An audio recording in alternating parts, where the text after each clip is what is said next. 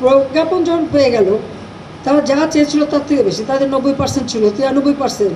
আর মুক্তিযোদ্ধা ছেলে সন্তান লেখা হলো, তো মুক্তিযোদ্ধা সন্তানদের তো এখন আর ওই বয়স নাই যে 30 বছরের কেউ না যে তারা এখন চাকরি পাবে।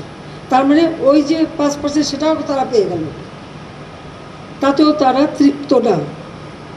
তখন আবার আসলো সে 8 দফা থেকে 4 দফা আনতে হবে।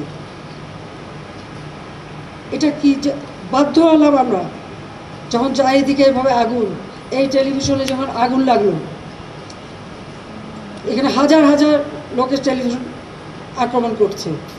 ফায়ার ব্রিগেড আসলো, ফায়ার ব্রিগেড গাড়ি জ্বালালো, ফায়ার ব্রিগেড ঢুকতে দেবে না, পুলিশ কাউকে ঢুকতে দেবে না, তাদের উপরে হামলা হলো। আগুন দাও দাও করে জ্বলছে, তখন আমি হেলিকপ্টারে করে পানি দিলাম যে অন্তত এইভাবে পুড়ে যাচ্ছে সব, হেলিকপ্টার থেকে পানি ছাড়ো।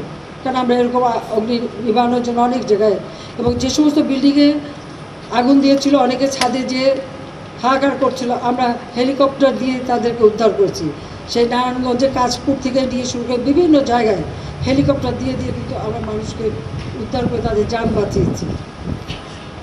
আর আমি এখানেও চেষ্টা করেছিলাম যে বেশি করে পানি সেটা উপর থেকে যে আগুনটা আরও চারিদিকে ছড়াতে না পারে।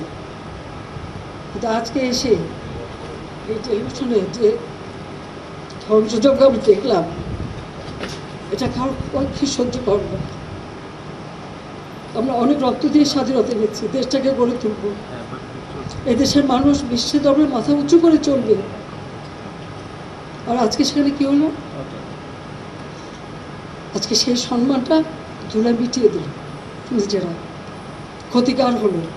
আমি জানি না যারা এই সন্ত্রাসীর সঙ্গে জড়িত তাদের কিছু আসে যায় না, কিন্তু সাধারণ মানুষ তাদের মান সম্মান কোথায় থাকবে?